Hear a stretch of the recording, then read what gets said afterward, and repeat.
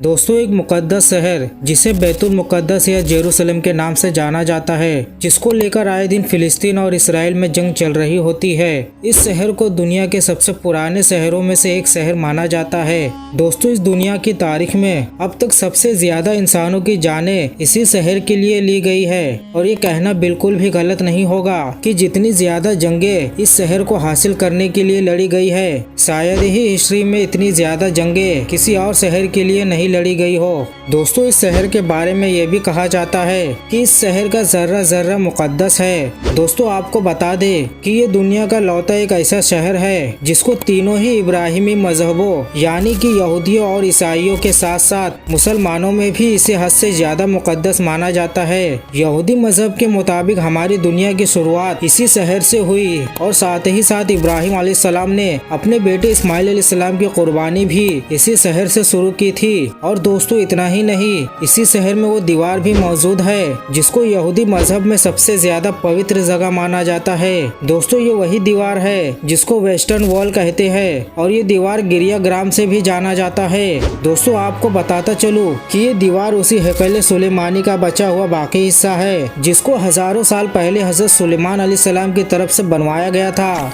दोस्तों, वहीं ईसाइयों का मानना है कि इसी शहर में हजरत ईसा अलैहिस्सलाम की पैदाइश की जगह मौजूद है और यही वो शहर था जहां पर हजरत ईसा अलैहिस्सलाम को सूली पर चढ़ाया गया था।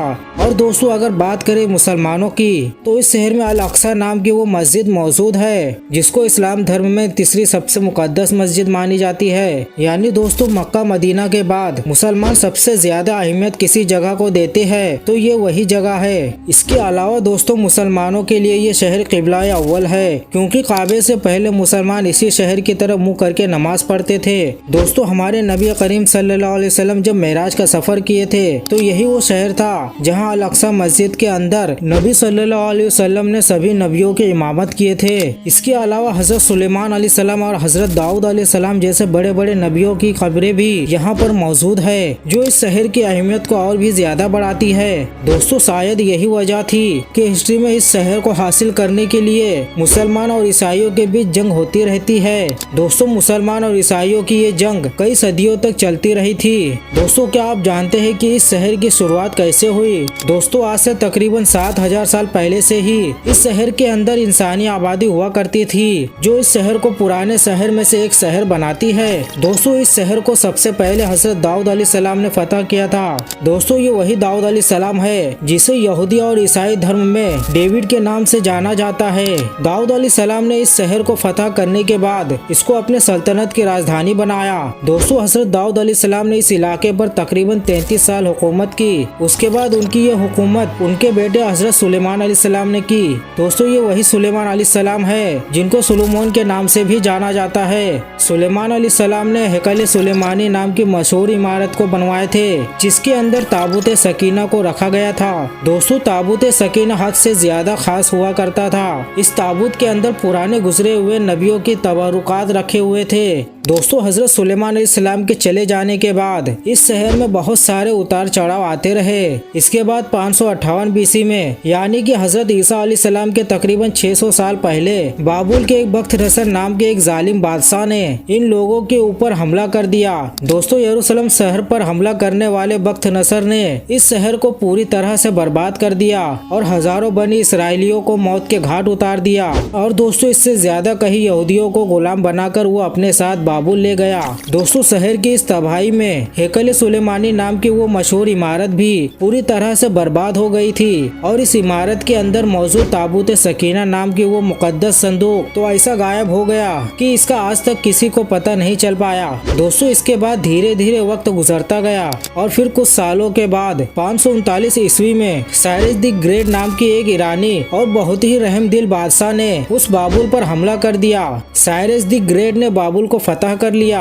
और साथ में ही इन सभी यहूदी गुलामों को आजाद करके इनको अपने वतन वापस जाने की इजाजत दे दी। दोस्तों, ये लोग न सिर्फ अपने वतन में वापस हुए बल्कि इन्होंने साइरस द ग्रेट की मदद से इस मशहूर इमारत को फिर से बनवा लिया जिसको हैकल सुलेमानी के नाम से जाना जाता था। फिर दोस्तों, वक्त ने अपने आप को एक बार फिर से बदल डाला और 70वीं ईस्वी में उस दौर में दुनिया की सबसे ताकतवर सल्तनत यानी रोमन सल्तनत ने यरूशलेम शहर पर हमला कर दिया। दोस्तों, रोमन शहंशाह यानी टाइटन जब इस शहर में दाखिल हुआ तो उसकी फौज ने इस पूरे शहर पर आग लगा दिया और साथ ही में हैकल सुलेमानी नाम की उस इमारत को पूरी तरह से फिर से बर्बाद कर दिया। जैसे जैसे वक्त गुजरता गया वैसे वैसे यहूदियों का रोमन एम्पायर के अंदर में रहना और भी ज्यादा मुश्किल होता गया। जब 135 ईस्वी में यहूदियों ने रोमी सल्तनत के खिलाफ बगावत करने की कोशिश की तो रोमी फौजियों ने बगावत के जुर्म में इस पूरे शहर पर हल चलाकर इसको पूरी तरह से वीरान कर दिया। और दोस्तों इतना ही नहीं, यहूदियों से हद से ज्यादा नफरत की वजह से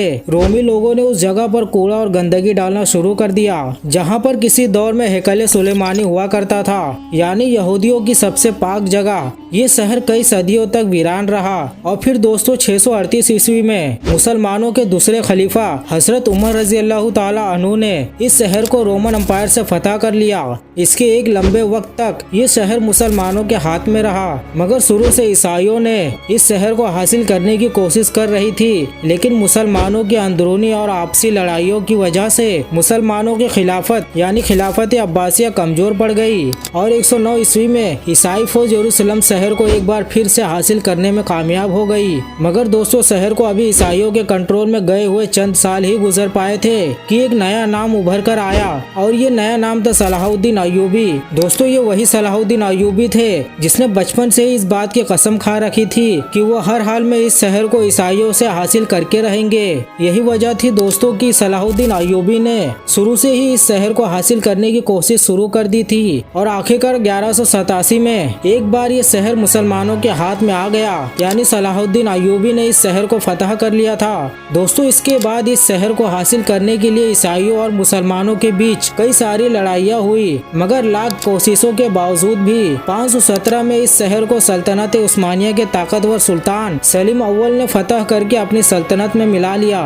दोस्तों 1517 से लेकर 1917 तक ये शहर सुल्तान उस्मानिया के हिस्से में रहा। इस दौर में सल्तनत उस्मानिया ने इस शहर को पूरी तरह से बदल दिया था। दोस्तों सल्तनत उस्मानिया के दौर में यहूदियों ने इस शहर में आकर अपनी अलग अलग रियासतें बनाने की प्लानिंग करती रही, लेकिन सल्तनत उस्मानिया के आखिरी सुल्तान अब्दुल हामिद सानी उनकी कोशिशों को अच्छे से समझ गए, इसलिए उनके दौर में यहूदियों की सारी कोशिशें नाकाम हो गई। अब्दुल हामिद सानी के बाद सल्तनत उस्मानिया बहुत कमजोर पड़ गई और 1917 में ब्रिटिश एम्पायर ने सल्तनत उस्मानिया पर कब्जा कर लिया, जिसके बाद दोस्तों बहुत वक्त तक ये शहर ब्रिटिश एम्पायर के कब्जे में रहा। दोस्तों यही वो दौर था जिसमें जगह जगह से यहूदियों को बुलाकर फिलिस्तीन में जमा करना शुरू कर दिया था। इसके बाद सबसे पहले 1947 में यूनाइटेड नेशन ने वो मंजूरी दी जिसमें यह आधा यहूदियों को दिया जाना था और आधा फिलिस्तीनियों को, जिसके बाद 1948 में इसराइल देश का भी ऐलान कर दिया गया